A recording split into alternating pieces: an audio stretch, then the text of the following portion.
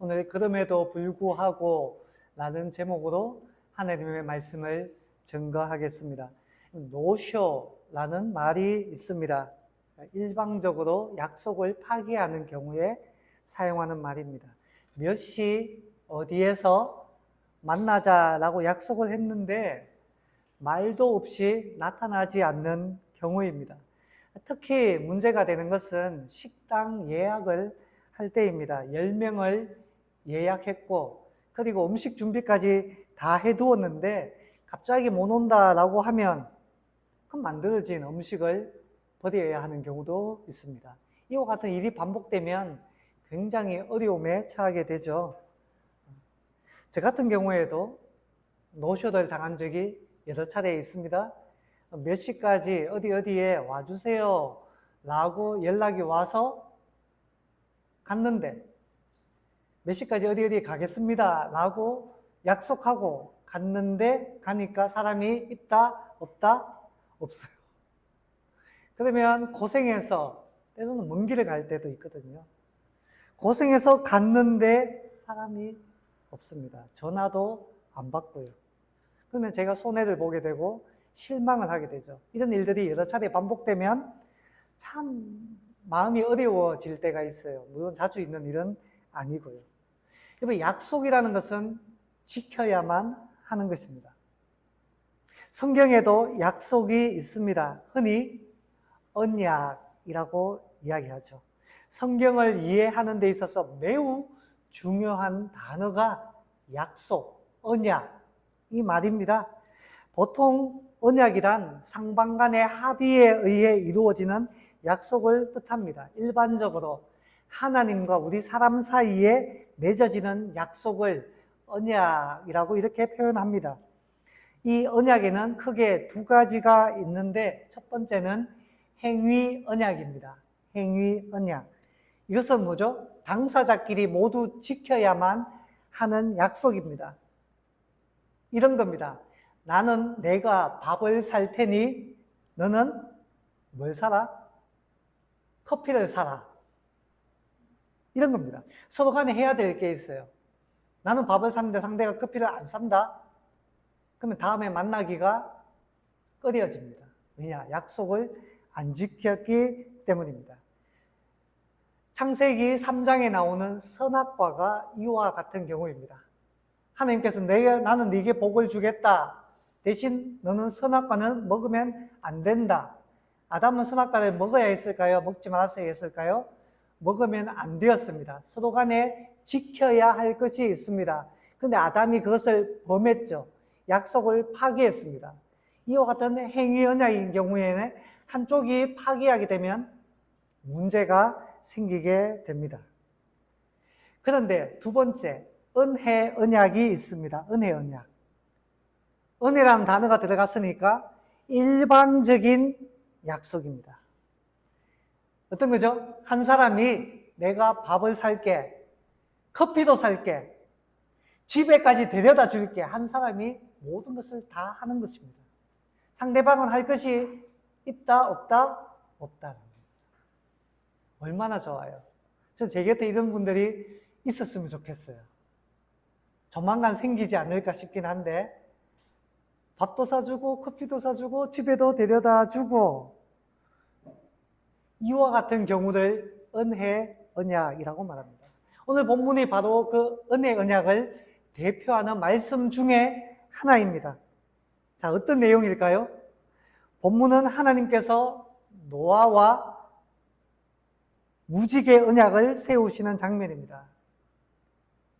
여러분, 우리 사회에서는 흔히 이렇게 하죠. 내가 이렇게 할 테니 너도 이렇게 해라. 서로 간에 약속이 있어요. 네가 그렇게 하면 나는 이렇게 하겠다. 서로 간에 상방 간에 해야 할 일이 있습니다. 그런데 이 무지개 언약은 어떤 건가 하면 네가 어떻게 행동하든지 상관없이 나는 약속을 이행하겠다라는 것이 무지개 언약입니다. 은혜 언약이죠. 자, 구체적으로 어떤 내용일까요? 먼저 이 언약의 대상이 누구인가를 봐야 되는데 8절부터 10절 말씀을 보니 첫 번째 이 언약의 대상이 누구냐? 8절 노아와 그의 아들들에게 한 말씀입니다. 이들과 언약을 세우셨다라는 거예요. 그 다음에 뭐라고 하죠? 노아와 그의 아들들 뿐만 아니라 너희 후손과 여러분 이때는 대홍수 이후입니다. 대홍수는 어떤 홍수죠? 하나님께서 이 세상에 죄악이 너무너무 심각해서 도저히 안 되겠다 싶어서 하나님께서 큰 심판을 내리셨죠. 노아의 가족 외에 그리고 선택하신 동물들 외에는 모든 생명이 다 심판을 받게 되었습니다. 그래서 인류, 사람이라고는 노아와 그의 가족들 밖에 없습니다. 다른 사람들이 지금 없다는 거예요. 그러니까 노아의 후손들과 이 언약을 세웠다는 것은 노아가 우리의 조상이라는 겁니다. 그렇죠? 그러니까 우리 지금 살고 있는 모든 사람들도 이 언약의 대상이라는 거예요. 너의 후손과. 왜냐? 우리 모두는 노아의 후손이니까. 자, 그리고 10절 말씀을 보니까 방주에서 나온 모든 짐승과 세웠다라고 했습니다. 모든 짐승. 다시 말해서 하나님께서 세상을 만드신 모든 피조세계와 세운 언약이 바로 이 무지개 언약입니다. 자, 언약의 내용은 구체적으로 무엇입니까? 11절 말씀을 같이 한번 읽어보겠습니다. 11절 시작. 내가 너희와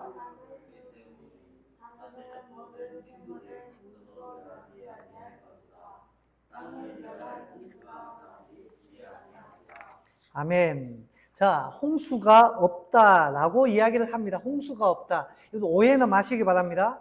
장마철 혹은 태풍에 홍수가 일어납니다. 그렇죠? 혹은 지진에 쓰나미가 일어나서 많은 피해를 입기도 합니다.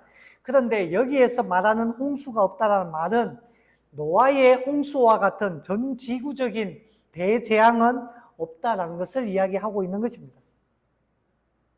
그리고 언약의 증거는 무엇입니까? 무지개. 여러분 무지개를 본 적이 있습니까? 보통 무지개는 언제 생깁니까? 비가 오고 난 다음에. 흔히 소나기가 3개 내리고 나면 햇빛이 비칠 때 그 구름 사이에 무지개라는 것이 뜹니다. 자, 이거는 인공적인 현상입니까? 자연적인 현상입니까? 자연적인 현상입니다. 여러분, 인공적인 현상은 언젠가는 다 사라집니다. 사람이 인위적으로 만들어낸 거는. 근데 자연적인 현상은 길어요. 어떻게 보면 영구합니다. 어제 떴던 태양이 오늘도 뜨고 내일도 뜨고 10년 후에도 100년 후에도 뜰 겁니다. 무지개라는 것은 항상 있는 거예요. 항상. 앞으로 우리가 어떤 시대를 맞이하게 되더라도 비가 오면 무지개라는 것이 뜨게 되어 있습니다. 자, 무지개로 언약을 세우셨다라는 말은 이 언약이 쉽게 바뀔 수 있는 것이다? 아니다? 바뀌지 않는다. 내일의 태양이 떠오르듯이 무지개 언약이라는 것은 하나님께서 항구적으로 내가 반드시 바꾸지 않고 행하겠다라는 의지의 표현이다라는 것입니다. 의지의 표현. 약속이 너무너무 확실하다는 거예요. 이 약속은 바뀌지 않을 것이라는 겁니다. 파기하지 않을 것을 말하고 있는 것입니다. 자, 그렇다면 여기에서 중요한 것이 있습니다. 중요한 것. 그렇다면 하나님께서 이 파기하지 않는, 파괴되지 않는 이 언약을 왜 세우셨을까요? 세우신 이유가 무엇일까요? 이런 귀한 언약을. 노아가 잘하고 노아가 훌륭해서 세우셨을까요? 성경을 보면 다윗 언약이라는 것이 있습니다.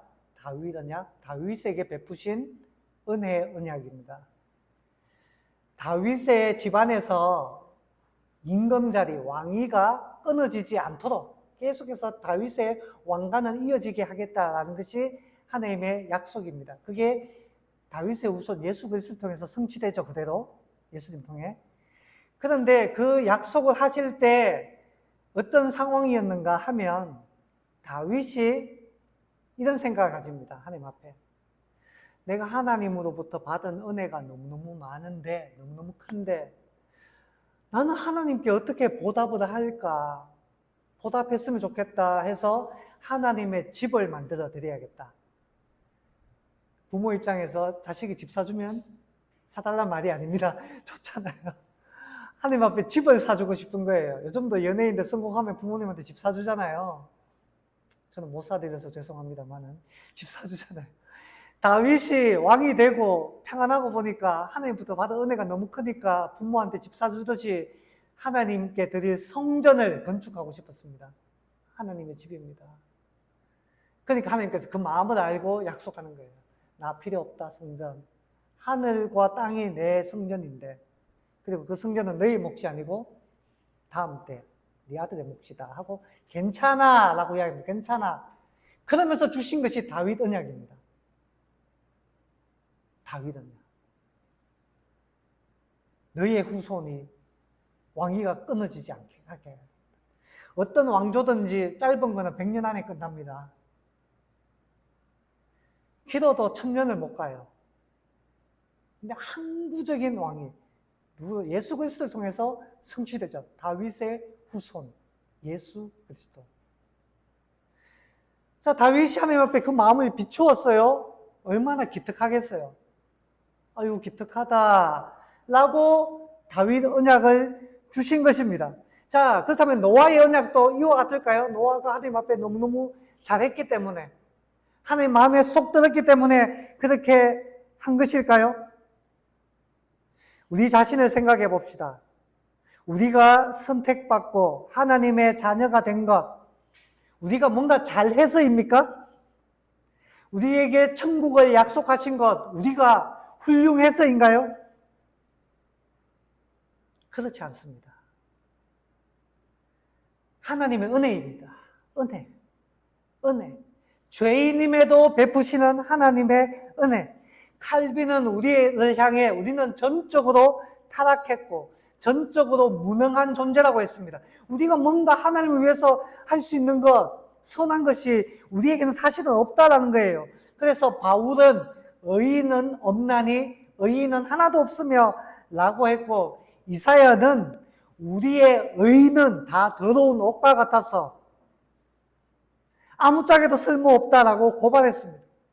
그럼에도 불구하고 하나님의 아들 예수 그리스도께서 우리를 위한 대속 제물이 되셨어요. 한량없는 은혜를 베푸셨습니다. 본문도 마찬가지입니다. 사실은 노아가 뭔가 잘해서 그런 게 아니에요. 하나님께서 무지개 언약을 주신 이유에 대한 확실한 구절이 있습니다. 찾아볼까요? 8장 21절 말씀입니다. 8장 21절 말씀 같이 읽어볼까요? 8장 21절 시작. 여호와께서 그 향기를 받으시고 그 중심에 이르시되 내가 다시는 사람으로 말미암아 땅을 저주하지 아니하리니 이는 사람의 마음이 계획하는 바가 어려서부터 악함이라. 내가 전에 행한 것 같이 모든 생물을 다시 멸하지 아니하리니. 아멘. 8장 21절 이 말씀은 무지개 언약 뒤에 주어진 말씀입니까? 이전에 주어진 말씀입니까? 무지개 언약 이전에 주어진 말씀. 시간적으로 빠릅니다. 여러분, 노아의 홍수가 끝나고 난 다음에 노아가 방주에서 내리고 난 다음 바로 하나님 앞에 제사를 드리죠. 그 제사를 받고 하나님께서 마음에 작정하신 것입니다. 작정하신 거예요. 다시는 멸하지 않겠다. 무지개 언약입니다. 여러분, 오해는 마시기 바랍니다. 노아가 하나님께 제사를 드렸기 때문에 하나님께서 아유 기특하다, 기뻐서 마음을 돌이켰다라고 생각하지 마시기 바랍니다. 그런 내용이 없어요. 그런 게 아닙니다. 21절에서 뭐라고 이야기하나요? 사람의 마음이 계획하는 바가 어려서부터 선함이라 악함이라. 여러분, 어색하지 않습니까? 이상하지 않아요?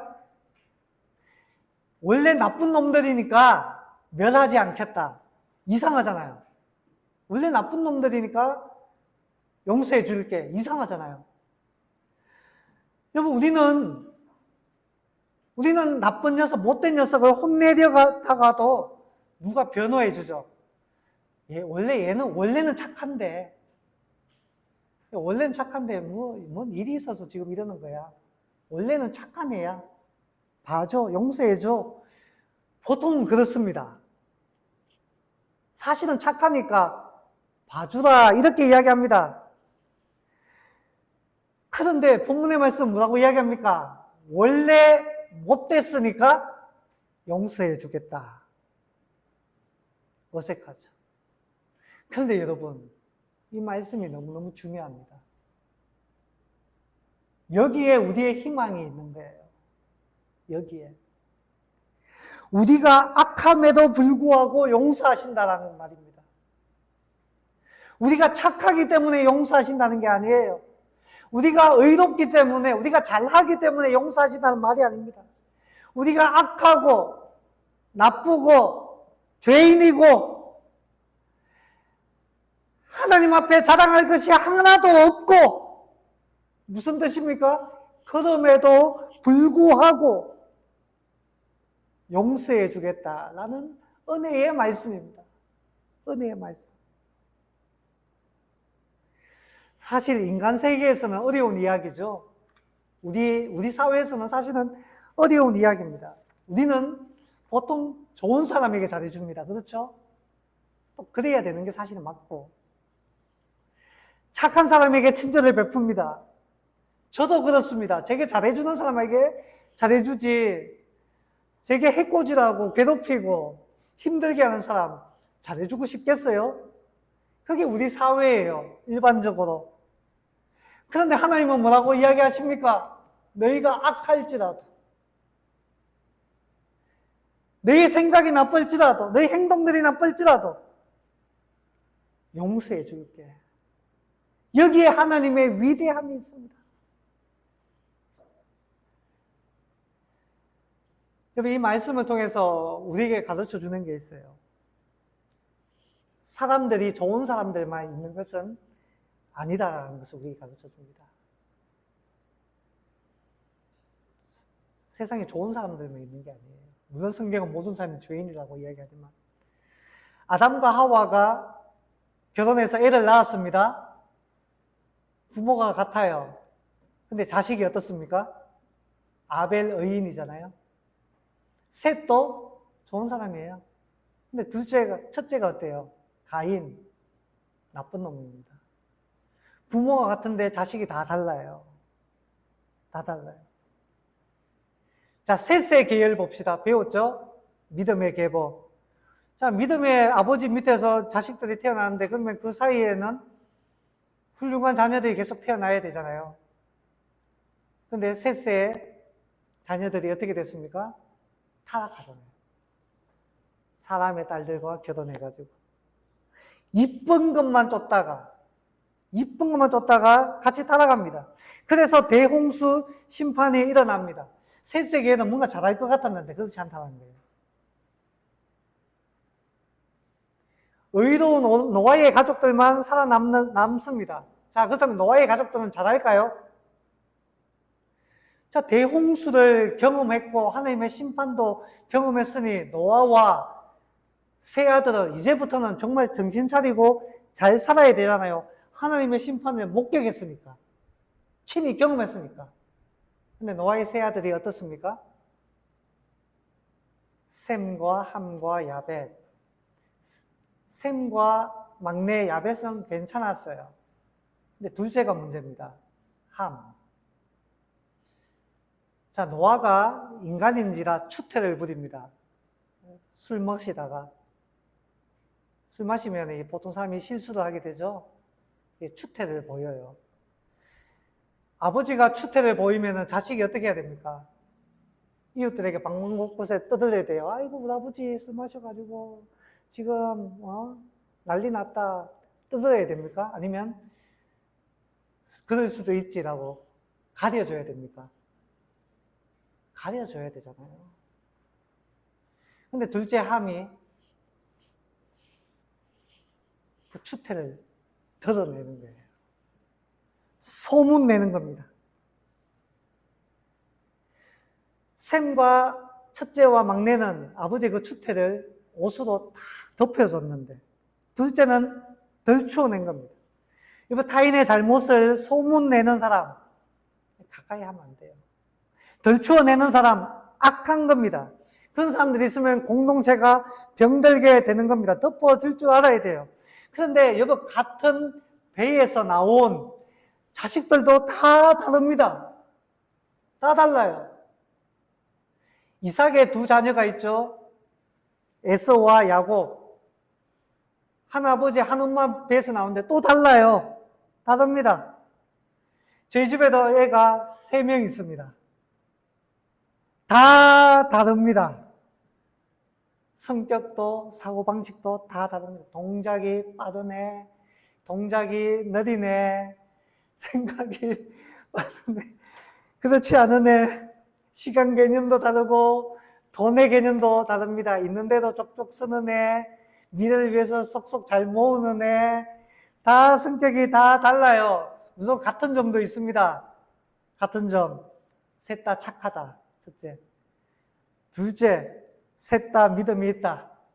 세 번째, 셋 다 인물이 좋다. 깜짝 놀랐는데.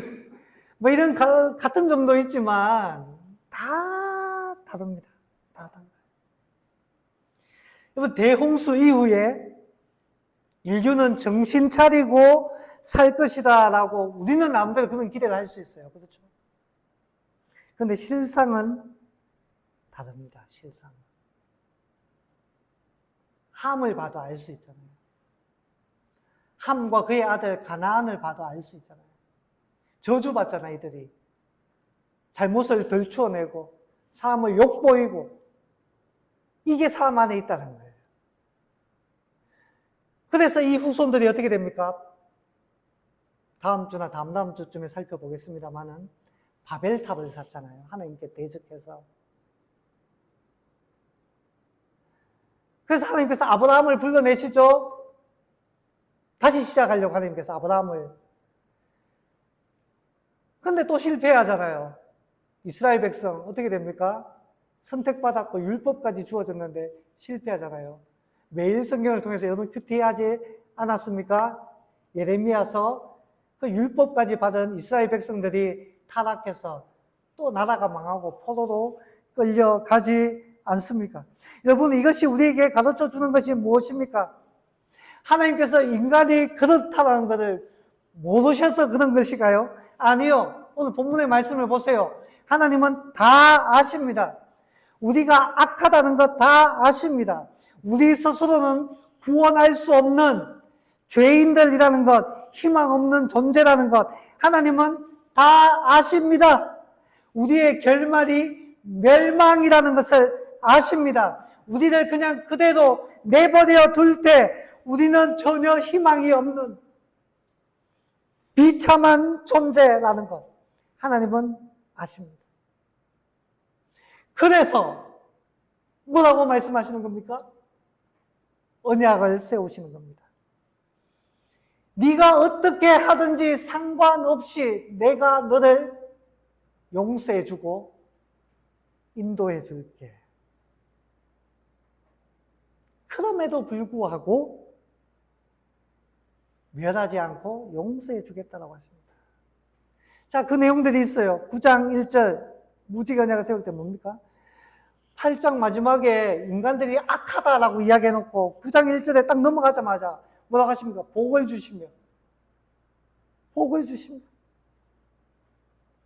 악해도 복을 주시며 생육하고 번성하고 땅에 충만하라. 모든 산동물은 너희 먹일 것이 될지라. 너희에게 주노라. 다시는 홍수도 멸하지 않겠다. 무지개를 봐라. 내가 용서해 줄 거야. 언약을 세우시잖아요. 무슨 뜻입니까? 우리가 악함에도 불구하고 하나님께서 우리를 멸하지 않고 끝까지 함께 해 주시겠다, 돌봐주시겠다라는 뜻입니다. 그 최종적인 방식이 성령께서 우리 안에 오셔서 우리가 예수를 믿을 때 우리 안에 내주하시면서 우리를 인치시고 성전 삼아 주셔서 말할 수 없는 탄식으로 우리를 위해서 성령께서 기도하시고 예수 그리스도의 그 중보로 말미암아 천국까지 가는 거예요. 천국까지. 사랑하는 여러분, 하나님은 우리를 향해서 야, 네가 진짜 그럴 줄 몰랐어. 네가 어떻게 그럴 수가 있어? 라고 자신의 호의를 후회하지 않으십니다. 왜냐? 이미 다 알고 있기 때문에. 다 알고 있기 때문에. 그러니까 그럼에도 불구하고 호의를 베푸십니다. 얼마나 중요한지 모릅니다. 오늘 예배에 나 같은 죄인 살리신 Amazing Grace라는 찬송이죠. 나 같은 죄인 살리신. 존 뉴턴이 썼는 곡입니다. 존 뉴턴은 노예 상인이라고 알려졌습니다. 노예 상인. 노예 상인들보다 더 못된 사람은 세상에 없었어요. 그때 당시에. 가장 흉악한 사람이 노예를 붙잡아서 사고 파는 사람들이 노예 상인들. 그런 사람에게 하나님께서 은혜를 베풀어 주셨어요. 그가 변화되죠. 그리고 섰는 곡이 나 같은 죄인 살리신 주원의 놀라워 라는 곡입니다. 내가 악할지라도 내게 은혜 베푸시고 용서해 주시는 그 하나님을 경험하자. 그런 찬양이 터져 나오게 된 것입니다. 우리가 타인을 대할 때도 그런 게 필요합니다. 너 그럴 줄 몰랐어가 아니라 네가 그럼에도 불구하고 주님의 이름으로 사랑하고 용서한다라고 우리도 그렇게 말할 수 있어야 됩니다. 우리 사회가, 우리 공동체가, 우리의 삶이 불행한 이유 중에 하나는 그럼에도 불구하고가 없기 때문입니다. 네가 나한테 이만큼 안 해주네? 손절이라는 표현을 쓰죠. 손절. 이런 것들이 반복되다 보니까 우리의 삶이 각박해져요. 가족관계도 그렇습니다. 내한테 이만큼 해줘야지 나도 내가 미안합니다. 내가 지금까지 밥을 차린 게 얼만데 나한테 이렇게 해줘. 이거 서로 간에 필요하죠. 필요합니다. 그러나 그럼에도 불구하고 내가 너를 어떻게 키웠는데 네가 나한테 이럴 수 있어. 돌려받을 것만 생각하면 불행해집니다. 그럼에도 불구하고 사랑한다, 품어주고 용서해주고 서로 간에 그런 것들이 세워질 때 그 공동체가 아름다워지고 그 사회가 아름다워지고 우리의 삶이 풍요롭게 되는 것입니다. 저는 이것이 하나님의 방식이고 하나님의 마음이라고 믿습니다. 저와 여러분이 이 무지개 언약을 베푸신 그 하나님의 은혜를 우리 마음속에 깊이 새기고 하나님께 더 감사하고 또 그 사랑을 전할 수 있는 저와 여러분 될 수 있기를 주님의 이름으로 축원합니다.